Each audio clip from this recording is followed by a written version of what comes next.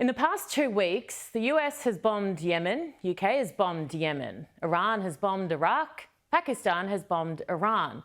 And this is all while Israel, Hamas and Ukraine-Russia wars continue to rage on. 2024, well, it's off to a pretty horrific start.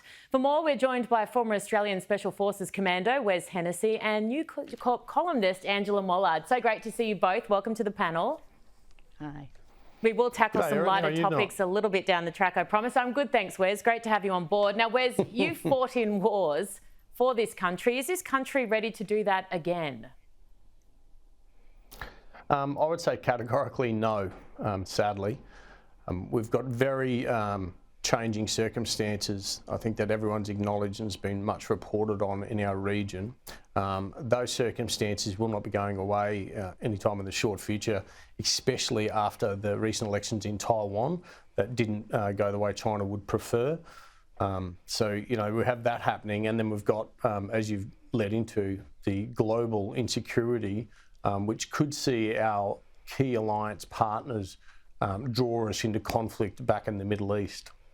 Wes, I've never seen a group of people leave a job and have so much disdain for an organisation as I've seen people leave the Defence Force recently. What is the Defence Force doing that is hurting our people so badly?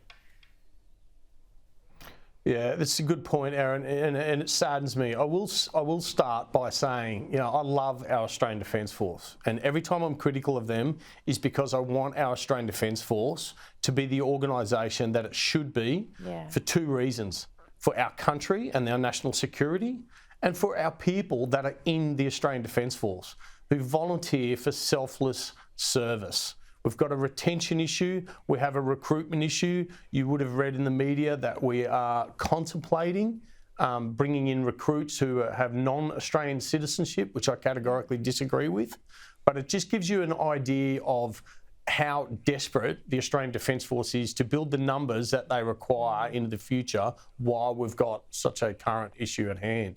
It's not a good state to be in at all. No, it's not. Helping with that recruitment side, and great to have you back on board this year as well. One of your daughters has joined the Defence Force. What is your thought on the situation the world faces and Australia's capability if we need to defend ourselves to do so?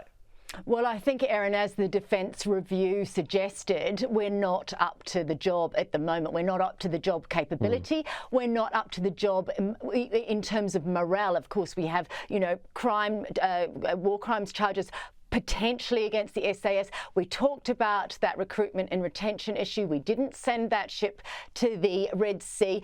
Do we feel that our government is at the forefront? Yes, AUKUS was announced, but that was announced by the last government. It's been supported by Albanese. To your point about my daughter in the Defence Force, it's been really interesting because as journalists, you know, we ask so many questions all the time. She's now finished at ADFA, and I've been encouraged by some of the things that she's learned at ADFA in terms of ADFA being on that, you know, the Defence Force Academy being on the front foot.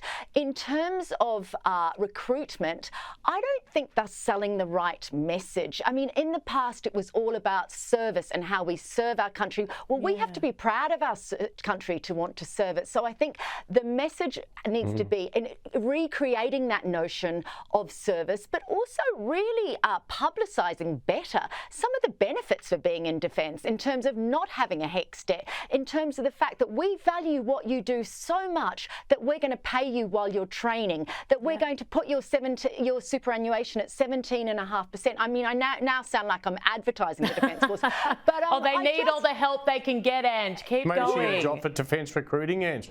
Yeah, perhaps I should. Yeah, I know, probably pay better than journalism, you know. That wouldn't be hard. Instead of my taxpayers' money going on paying the defence, I could be getting some of it back, couldn't I? Oh, bless. No, well said.